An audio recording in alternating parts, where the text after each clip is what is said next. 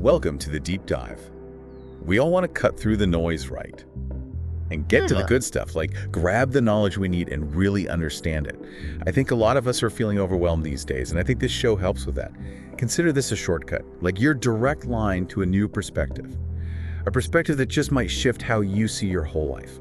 Yeah, I think that's a great way to put it. Today we're going deep on a book. It looks small, but it's had a huge impact. It's called As a Man Thinketh by James Allen. I love this book. And don't let the size fool ya! Yeah. This is potent stuff, Allen said it himself.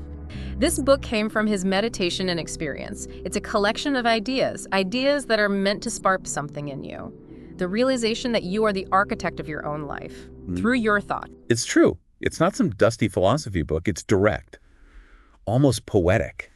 We're working with the authorized edition, by the way, published in New York. And you can really see Allen's journey just by looking at the table of contents. I mean, we'll be starting with thought and character, and then going into the effect of thought on circumstances. We'll even look at the effect of thought on health in the body. It's all connected. It is. And then we'll move on to thought and purpose, the thought factor in achievement, and finally, visions and ideals and serenity. It's a journey. And in this deep dive, we want to give you the essence of Allen's view, how your thoughts shape everything, your inner self, your outer world. We'll be pointing out the parts that really stand out. Stuff that'll stick with you. Exactly. So let's get into it. Allen's foundation, that incredible link between thought and character. All right, so the core of it all is this powerful statement. As a man thinketh in his heart, so is he. And this isn't just some nice advice. This is a fundamental truth. It covers everything about a person, every condition and experience of their life. So you're saying our character isn't fixed? Exactly. It's not something you're born with. It's constantly changing. It's the total sum of all your thoughts, past and present. It's empowering, but it's also a big responsibility. It's like that saying, you are what you eat, but for your mind. Exactly. You become what you think about. And Allen takes it even further with this.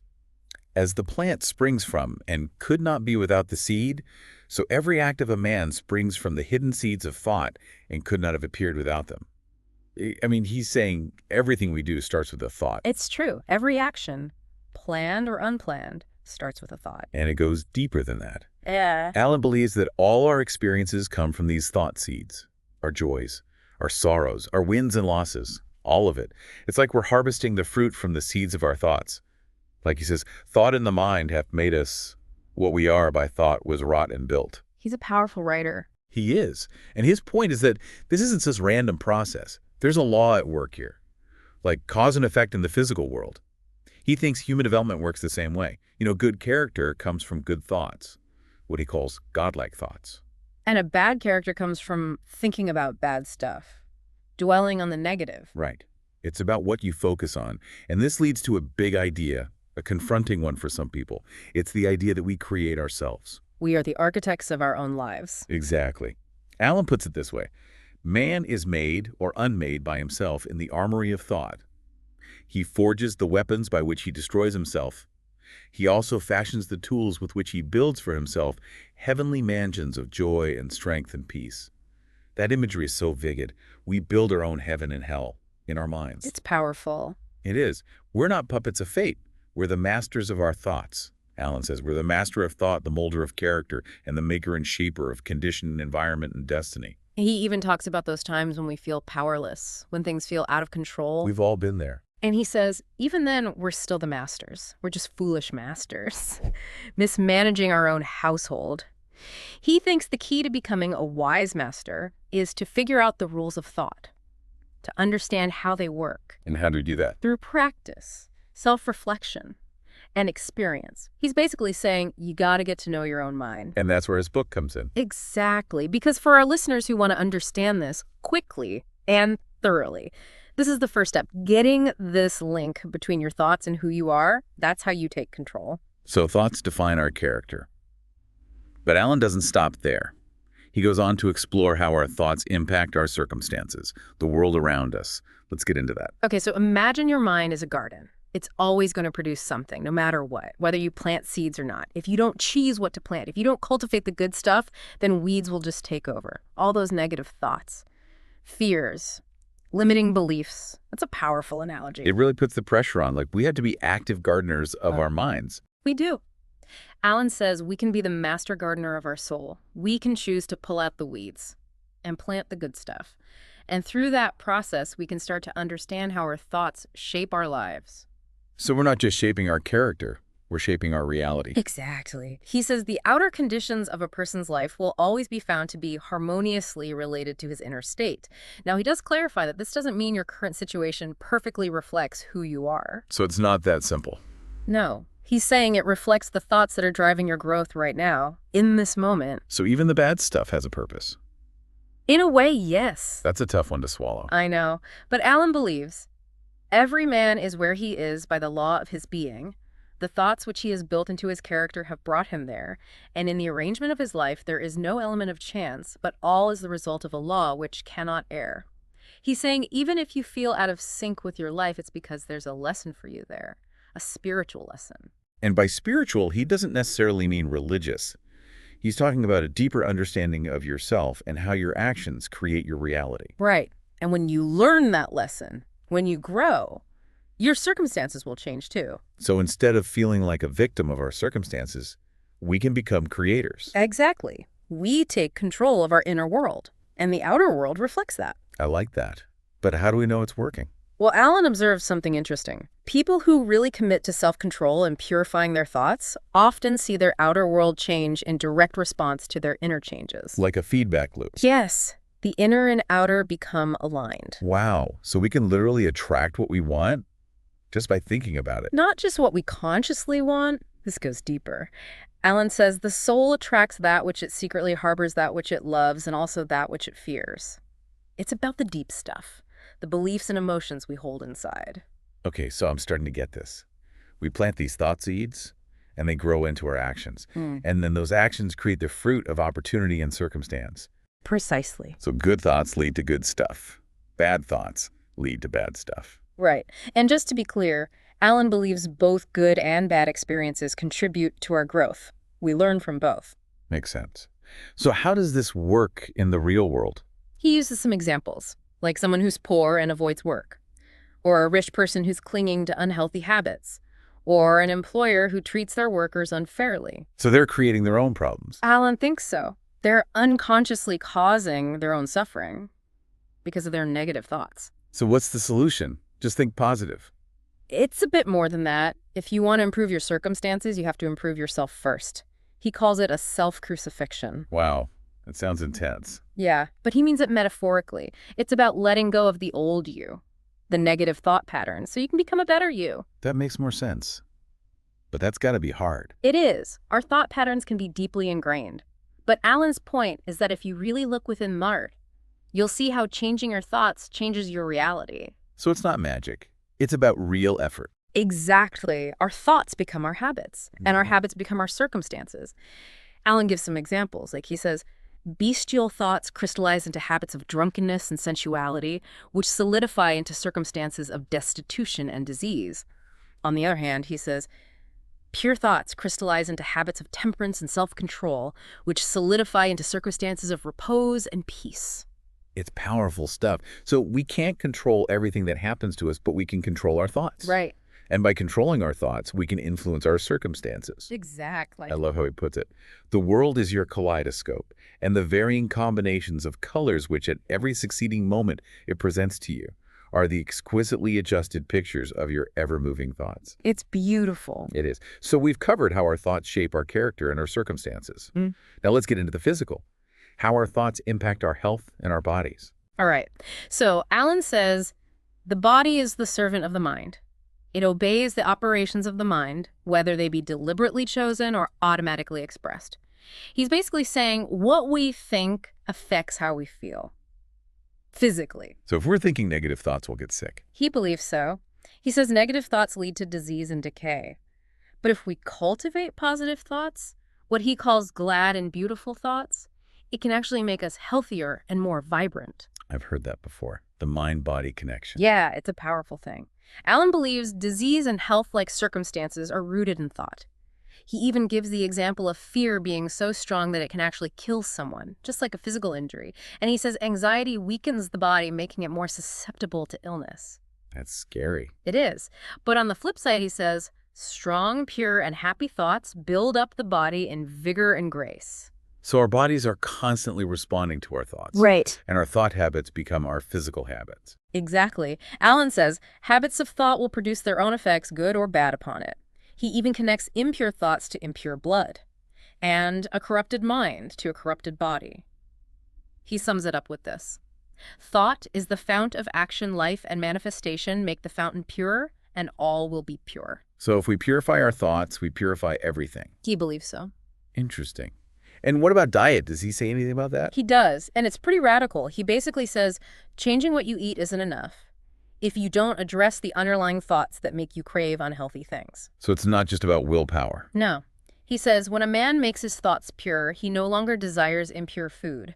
Clean thoughts make clean habits. It's a completely different way of looking at it. So it's about transforming your desires, Yeah.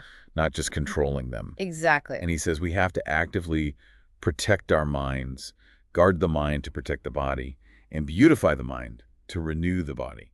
It's a beautiful way to think about it. It is. And he gives examples of how negative emotions like anger, envy, and disappointment can actually make us sick and even make us look older. He even talks about facial expressions, how a sour face comes from sour thoughts. It's true. You can often see what someone's thinking just by looking at their face. And he contrasts this with someone who has a bright, innocent face, even at 96 years old.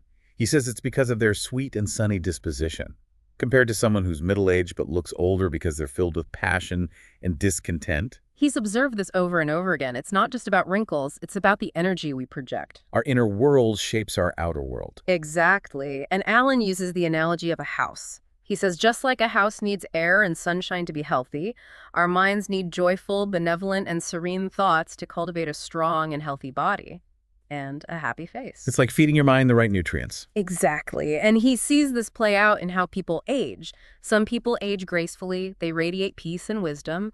Others seem to be consumed by their negative emotions, even as they get older. He even talks about this philosopher who died peacefully, and he attributes that to a lifetime of peaceful thoughts.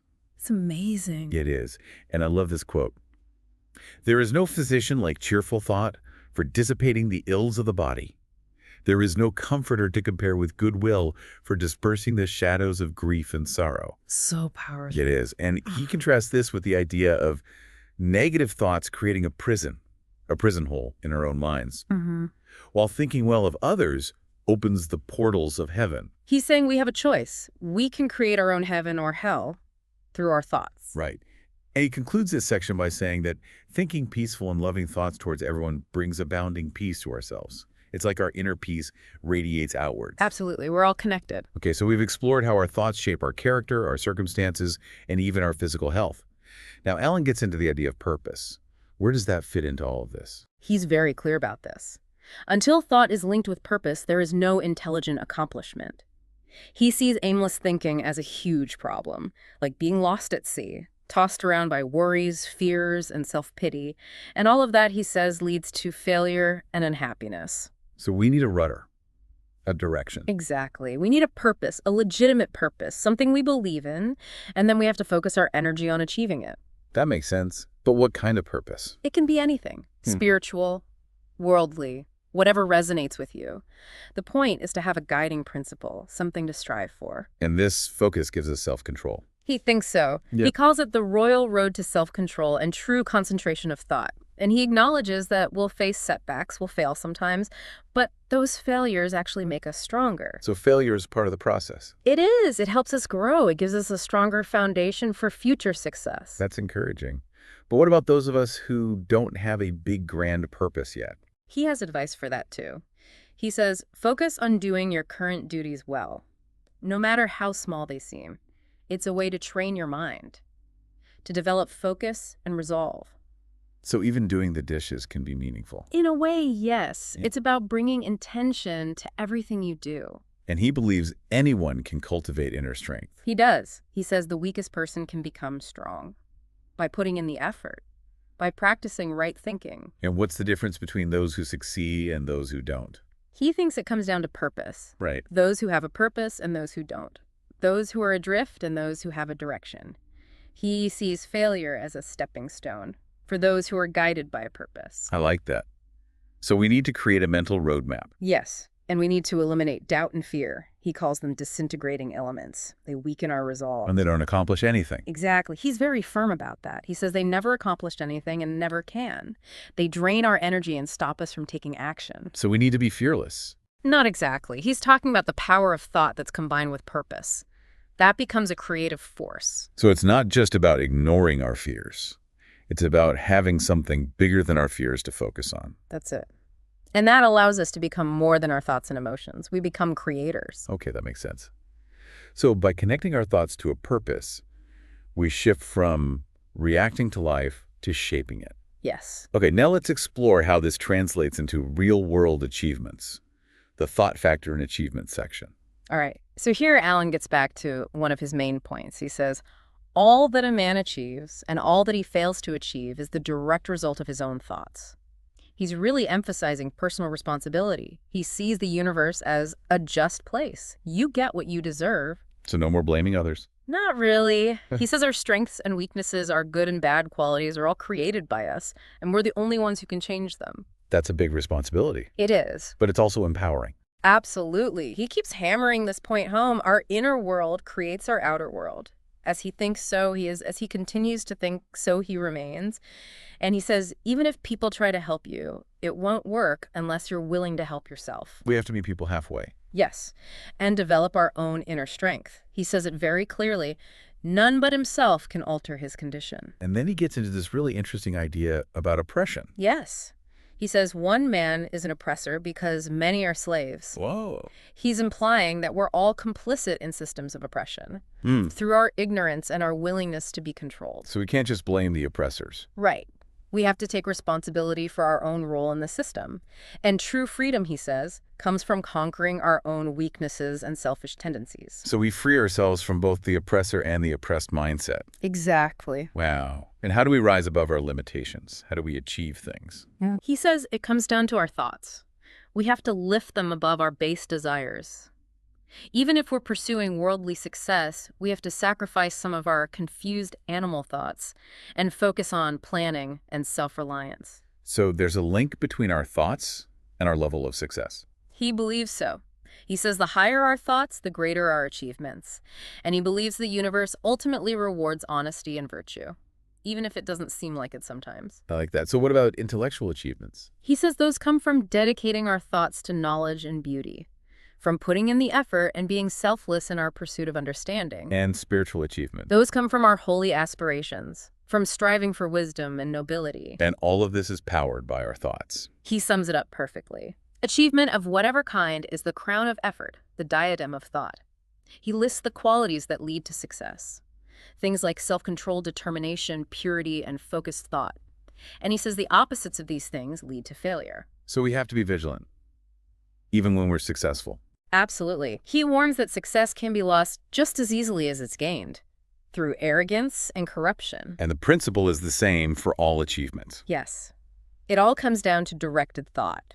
The difference is in what we choose to focus on. And the greater the achievement, the greater the sacrifice. Exactly. There's always a price to pay. This brings us to the visions and ideals section.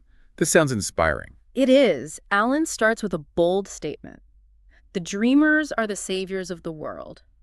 He believes that humanity progresses because of the visionaries, the dreamers who imagine a better future and then make it happen. Like who? He gives examples like Columbus, Copernicus, and Buddha, people who changed the world because they dared to dream. And he encourages us to do the same. He does. He says, cherish your visions, cherish your ideals, cherish the music that stirs in your heart, the beauty that forms in your mind. He sees this inner world as the source of everything good. All delightful conditions, all heavenly environment. So our dreams create our reality. He believes so. He puts it simply. To desire is to obtain, to aspire, is to achieve. He called our vision the promise of who we can become, and our ideal the prophecy of what we'll create. It's beautiful. And he reminds us that every great achievement starts with a dream. Like the oak tree inside the acorn, or the bird inside the egg, the potential is always there. And what about people who are struggling, who are stuck in bad circumstances? He tells them not to give up. He says, uncongenial circumstances will not long remain so if you but perceive an ideal and strive to reach it. So our circumstances will change as we grow internally. That's what he believes. And he tells this story about a young man who was trapped in poverty and hard labor. But he had a dream. He focused on developing his intelligence and his character, and eventually he achieved a position of power and influence. So it's possible to overcome even the most difficult circumstances. It is, if we have a vision and we work towards it. And Alan is speaking directly to us here, to our listeners. He's saying we can all achieve our dreams. He is, and he emphasizes that we attract what we focus on. You will gravitate towards and ultimately manifest what you deeply and persistently contemplate. So it's not about wishful thinking. It's about dedicated effort. Absolutely. And he says we get what we deserve. You will receive the precise outcomes of your dominant thought patterns, essentially earning exactly what you invest mentally, regardless of your current external situation. So there's no such a thing as luck. Not really. He quotes Stanton Kirkham Davis, who talks about how anyone can achieve great things, even from humble beginnings. He gives examples of an accountant who becomes a great speaker and a shepherd who becomes a respected teacher. And he contrasts this with the people who just don't get it. Yeah. The people who attribute success to luck. He calls them the thoughtless, the ignorant, and the indolent. And he emphasizes the importance of effort and faith. In all human affairs, there are efforts and there are results, and the strength of the effort is the measure of the result. Chance is not. He doesn't mince words, and his conclusion is so powerful. The vision that you glorify in your mind, the ideal that you enthrone in your heart, this you will build your life, by this you will become. It's inspiring. It really is. Yeah. Now let's move into the final section, serenity. This seems like the ultimate goal. It is. Alan describes calmness of mind as a beautiful jewel of wisdom, something we earn through long and patient effort and self-control. He sees it as a sign of maturity and a deep understanding of how our minds work. So serenity is the result of mastering our thoughts. Exactly. He says when we understand ourselves as being shaped by our thoughts, we naturally develop more understanding and empathy for others. We start to see the interconnectedness of everything, and that reduces worry and brings peace. So the more self-aware we are, the more peaceful we become. That's the idea. And he describes the calm person as someone who knows how to control themselves, and that allows them to interact well with others, to earn their respect and trust. He even says serenity can lead to greater success and influence in the world, even in business. So calmness is a superpower. It can be. He describes the calm person as a source of strength and refuge for others, like a shade-giving tree in a thirsty land or a sheltering rock in a storm. I love that imagery. And he quotes, "Who does not love a tranquil heart, a sweet-tempered, balanced life?" It's about resilience, inner peace, no matter what's happening around us. And he calls serenity the last lesson of culture, the fruitage of the soul, more valuable than any material wealth. He contrasts it with the pursuit of money, which he sees as ultimately unsatisfying. He believes a serene life grounded in truth is much more fulfilling. And he points out how many people ruin their lives because they can't control their emotions. He says truly balanced and serene people are rare. It's true. And he says only those who have purified their thoughts can control their emotions. They can weather the winds and storms of the soul. He even offers encouragement to those who are struggling. He says, keep your hand firmly upon the helm of thought. He uses this metaphor of the commanding master who resides within us. He does but sleep wake him. So we have to awaken our inner master. Exactly. And he ends with this.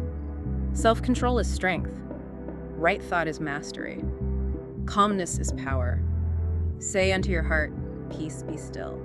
That's a powerful way to end the book. It is. So as we wrap up this deep dive into As a Man Thinketh, the message is clear. Our thoughts have a huge impact on every aspect of our lives. They shape our character, our circumstances, our health, our achievements, and our inner peace. It's all connected. And for you, our listener, this isn't just theory, it's a practical framework. You have the power to shape your reality. Just by changing your thoughts, take a moment and think about your own thought patterns. Can you see yourself becoming the wise master of your own mind? We encourage you to think about how these principles apply to your own life, to your challenges and your aspirations. Maybe try that self-analysis that Alan recommends. Really observe the connection between your thoughts and your experiences. And here's a final thought for you to ponder. If your outer world is a reflection of your inner world, what single thought could you change right now to create the biggest positive shift in your life? Think about the vision you have for your life. Are you truly glorifying it in your mind and enthroning it in your heart? It's a powerful question. Until next time, may your thoughts be your most